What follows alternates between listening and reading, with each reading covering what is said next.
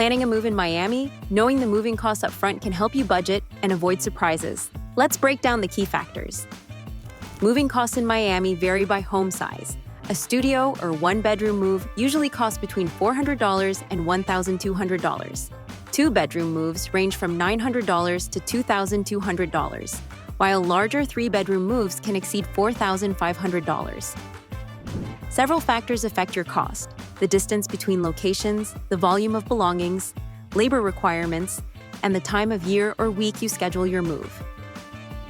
Movers charge either hourly rates, typically $75 to $150 per mover, or flat rates calculated based on your inventory and distance.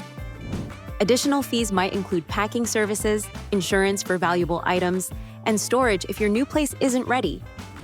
To save money, pack your belongings yourself, schedule your move during off-peak times, and get multiple quotes to compare prices.